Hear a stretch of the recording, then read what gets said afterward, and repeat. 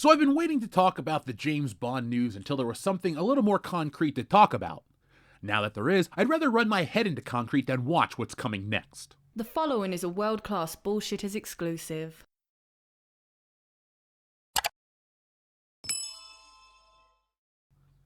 I don't know if you know this, but I love James Bond. Bond is my favorite fictional character. Since the early 90s, I've been enamored by the films, the books, the video games, the toys, you name it. If it's got James Bond's name on it, I've probably purchased it. My fandom stretches over 30 years at this point, and I'm only 36, so James Bond has been a huge part of my life, period. I've been through the ups, I've been through the downs, I've been through the Daniel Craig era, and finally, for the first time since then, I'm about to enter an era that I once thought was going to be a golden age for Bond, and now I realize it's about to be the brown note age. Anytime you play it, anytime you watch one of these films, it's bound to stink, because this news was such BS, and it wasn't world class, and that really, really made me mad. Now let me give you a quick detour of why I was so happy with this news when it first broke. I did not like the Daniel Craig movies that much. I like Casino Royale. I hate Quantum of Solace. I like Skyfall. I like Spectre. I hate No Time to Die. Why? For many different reasons. Namely, James Bond didn't want to live anymore, so he let himself be killed. Now, I blame Daniel Craig for that because he didn't want to play the role, but more importantly, I blame Barbara Broccoli and Michael G. Wilson, respectively, for allowing an actor to have that much power. Sean Connery didn't want to play James Bond, so did they kill the franchise off back in the 60s? No, they hired somebody else, then they lured Connery back with way more money, and then the franchise lived on for, well, another 50 years. But if you listen to anything I've ever put on the channel, I'm not the kindest about Daniel Craig. I don't like the way he looks, I don't like the movies for the most part, they're overly serious, they're kind of depressing, honestly. When I watch James Bond, I want to see James Bond having the time of his life, barely hanging on by the seat of his pants. Yet when Daniel Craig plays James Bond, I feel like I should call somebody to make sure they're okay, to make sure I'm okay, because I don't know. I can only stand to watch a grown man on screen cry because he's miserable over a 23-year-old girl that he slept with over the course of a weekend. That is not James Bond to me, and that is a topic for another time. Because what has come out in the last few days is far worse than any of the terrible creative choices from the Daniel Craig era. We have one of the worst producers in the history of time now in charge of James Bond, and damn it, I'm pissed. If you thought that James Bond under Barbara Broccoli and the fear of feminism at every corner was a concern, well, guess what? I got great news. We have Amy Pascal in charge now, and if you don't know the name, you know the franchises. Ghostbusters 2016, Spider-Man, and a whole lot more. Folks, we may have reached the bottom of entertainment, but it's not going to be a glorious ride. It's going to be as depressing as you'd think. Amazon recently announced that Pascal is one of the new producers to take over the Bond franchise, and if her past is any indication, we're in for a disaster. Let's start with her most famous, infamous failure, Ghostbusters 2016. A cinematic fire so bad that it's the gold standard of how to torch a beloved property and alienate all of its fans. Hell, it was so bad that it inspired Wokebusters, but that's a topic for later in the video. But that is just the tip of today's iceberg, because strap in, we're about to dissect why Amy Pascal is the worst possible choice to shepherd the 007 franchise into the future. Trust me, she's worse than Kathleen Kennedy. Now this is going to be a bumpy ride, so hit that thumbs up button, hit subscribe, and let's go on this journey together. Now let's take it back to 2016 when Amy Pascal got her hands on Ghostbusters. She didn't just reboot it, she lobotomized it. The 2016 all-female Ghostbusters reboot wasn't a love letter to the original, it was a middle finger wrapped in bacon. A sermon about girl power, and the result? A film that tanked harder than you could possibly imagine. It grossed a measly $229 million against a $144 million budget, barely breaking even after the marketing costs.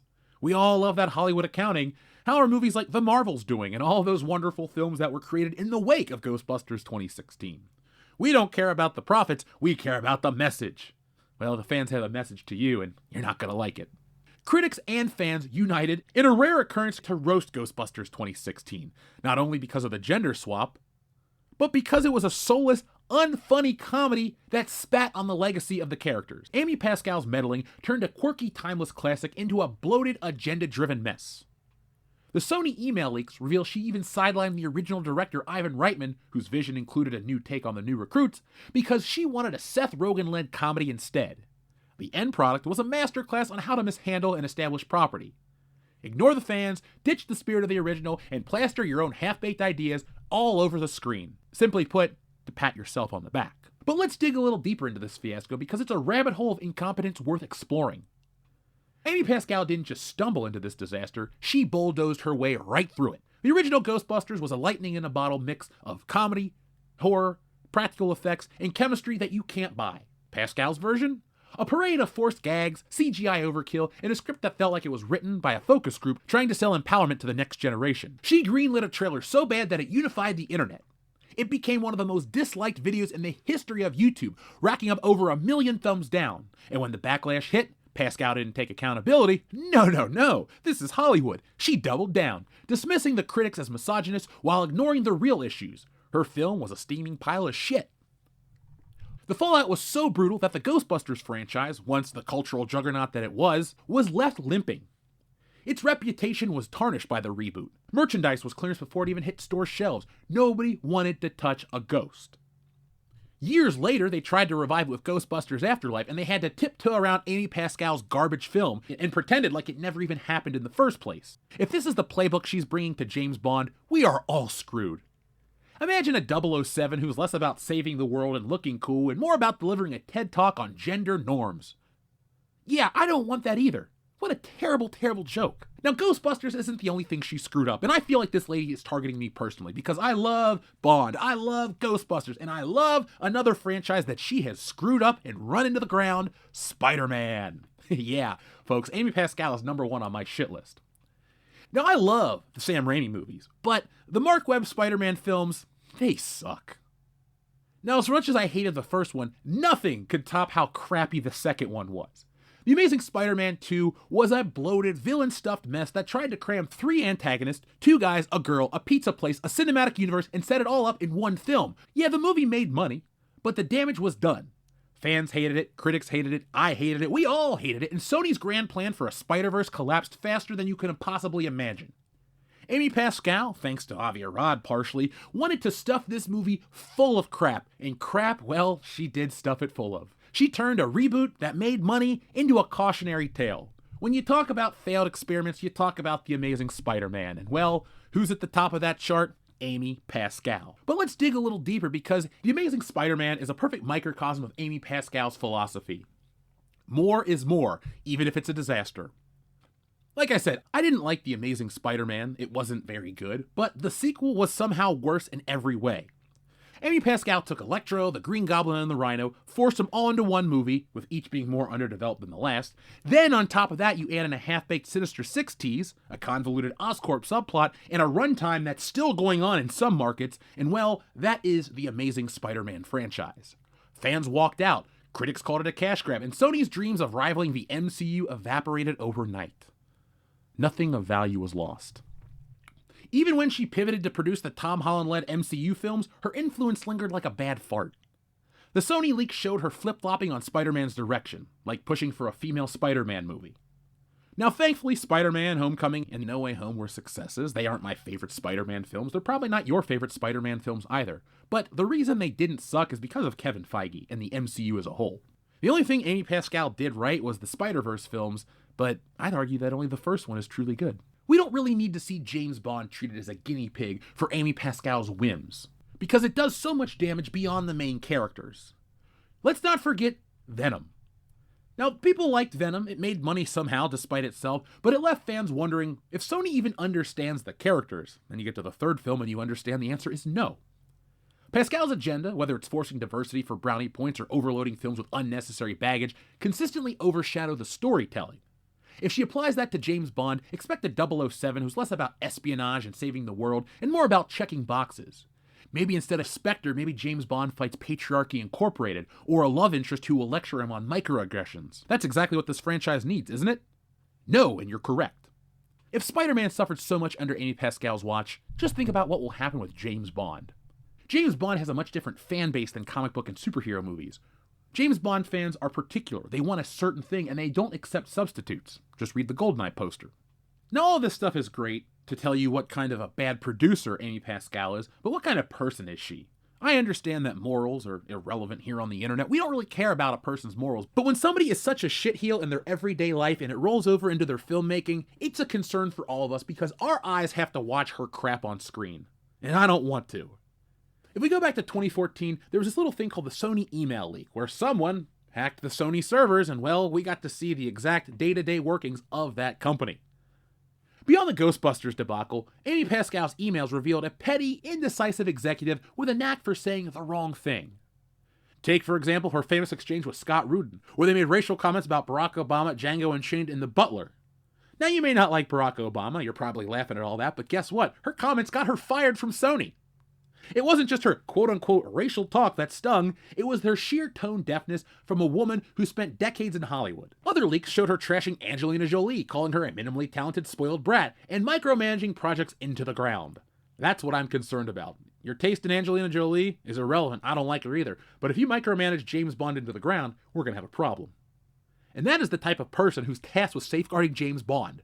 A producer who couldn't safeguard her own inbox. Now she's supposed to handle one of the longest-running franchises in history? The leaks also exposed her shaky grip on creative control. She's clashed with directors, second-guessed scripts, and prioritized her ego over the product. If she brings that type of energy to James Bond, we're looking at a 007 who's less Ian Fleming and more Amy's fever dream, complete with awkward quips about diversity quotas, and villains named Dr. Capitalism.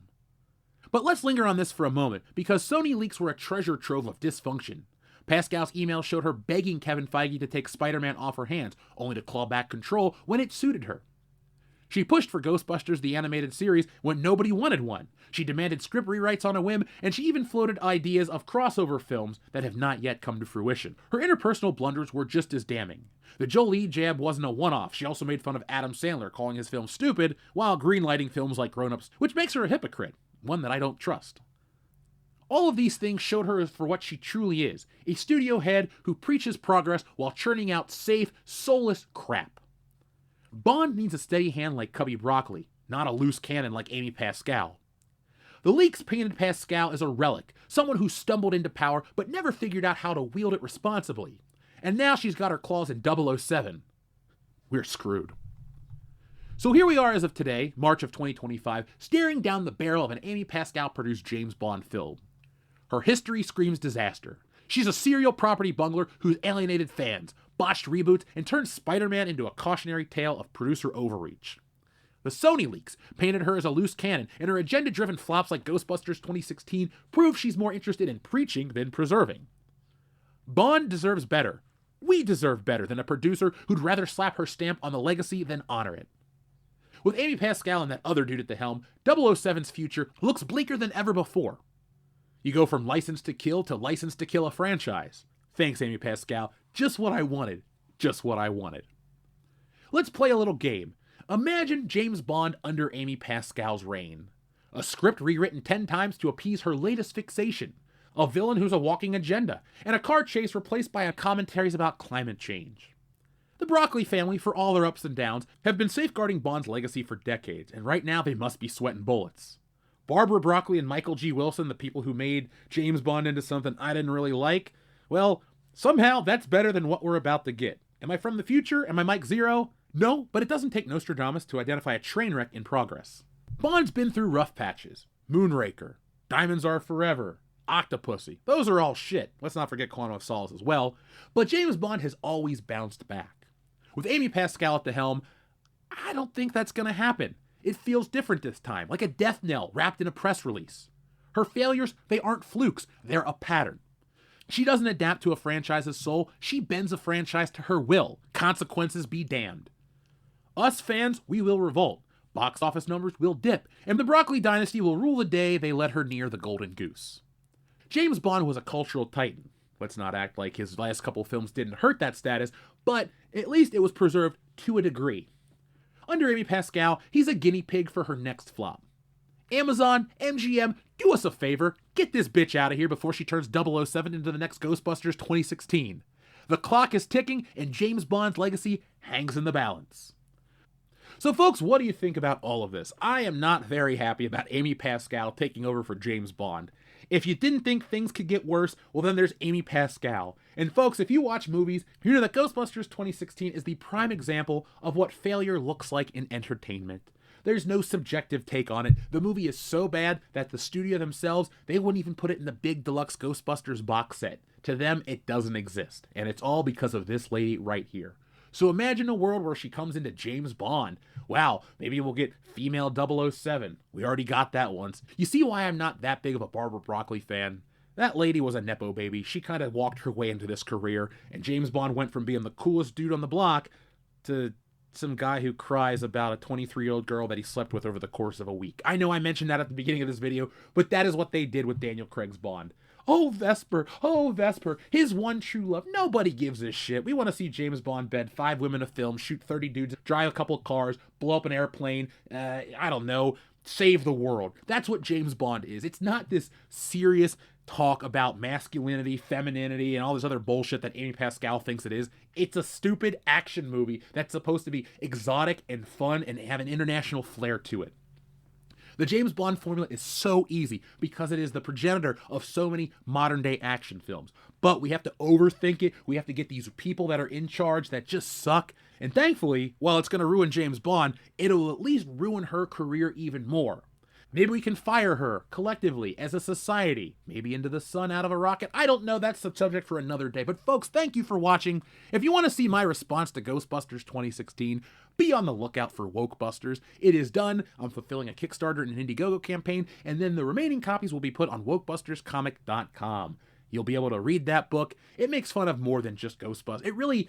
The cover makes fun of Ghostbusters 2016. The book makes fun of society, left, right, and everything in the middle. It doesn't matter. I have my crosshair of comedy on everything in today's day and age, and well, based on the responses I'm getting, I did another good job. So if you want to laugh while you're reading your comic books, make sure you always check out a book by Jeff Hicks. People love Stealing Solo, people are loving Wokebusters, and what I got next is going to blow people away too. So until then, folks, thank you for watching, and I ask you to do these things as always. Be smart, be safe, be cool, and of course, be excellent to each other. Stealing Solo asks the greatest what-if question of all time. What if a group of disgruntled Star Wars fans kidnap Harrison Ford and force him to remake Star Wars in their basement? That, and a whole lot more, is answered in Stealing Solo, a Captain's Parody. Stealing Solo has been called Laugh Out Loud Funny and the greatest Star Wars parody since Spaceballs, and it's available now for a limited time only. Go to StealingSolo.com, which is powered by Shopify, so you get the reward-winning safety and security, and get yourselves a copy today. Once we sell through this limited backstock, I'm going back to the drawing board to bring you the sequel, which parodies Luke Skywalker's fall from grace, and finally the closing chapter, which I can't wait to get to, Frankenfisher, the Bride of Solo.